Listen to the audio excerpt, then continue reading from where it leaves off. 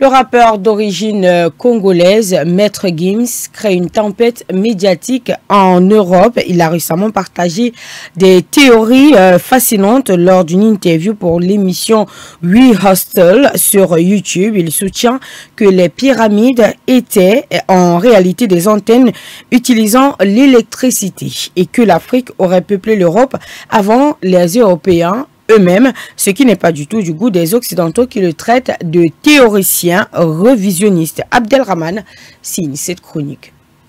Quand on regarde les Congolais, quand on regarde leurs revendications, ils ne sont pas en train d'inventer une histoire. Tu vois. Donc, moi, en tant que Congolais, arriver comme ça, avec le chef d'État français, c'était pas la meilleure idée. On t'en aurait voulu. De chanteur à historien révisionniste, il n'y a qu'un pas. Gims est la parfaite illustration. Le rappeur congolais est mangé à toutes les sauces depuis un peu plus de 48 heures sur toutes les plateformes médiatiques européennes et surtout françaises. Pour cause, dans un entretien accordé à la chaîne YouTube We Hustler, il a soutenu que les pyramides étaient en réalité des antennes utilisant l'électricité et que l'Afrique aurait peuplé l'Europe avant les Européens eux-mêmes. Pour avoir retracé l'histoire ancienne propre aux Africains dont selon lui, l'Occident a obsédé, il est la cible de toutes les diatribes, des railleries à tel point que nombre d'entre eux estiment même qu'il avait pris un peu plus avant d'aller sur le plateau de l'émission. Les journalistes et historiens européens enchaînent depuis lors des émissions les unes après les autres avec la même hargne, voire avec des intensités encore plus fortes pour tenter de déconstruire les révélations faites par l'artiste. Il convient de rappeler que l'affirmation de Gims, selon laquelle les pyramides étaient des antennes, est soutenue par certaines découvertes scientifiques. Par exemple, des chercheurs ont prouvé que certaines pierres utilisées pour construire les pyramides, comme le calcaire et le granit, possèdent des propriétés conductrices. De plus, des artefacts égyptiens comme la pile de Bagdad suggèrent que les anciens Égyptiens étaient familiers avec l'électricité. En outre, l'idée véhiculée par le chanteur populaire sur le peuplement de l'Europe par les Africains avant les Européens eux-mêmes n'est pas à battre en brèche, car porteuse d'une substance particulière.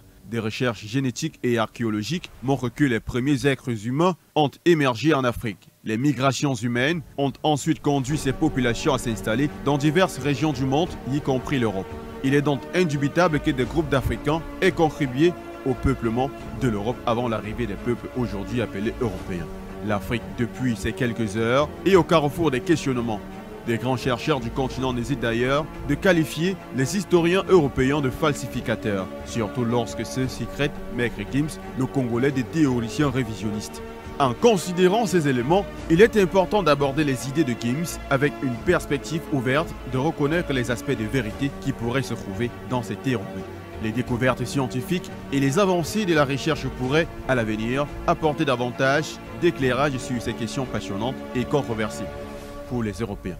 Ces déclarations défoulent des passions dans le continent parce que les Africains ont un problème criard, celui de ne pas connaître leur propre histoire. Ils ont appris à réciter ce que les colons voulaient qu'ils récitent, dénaturant leur civilisation.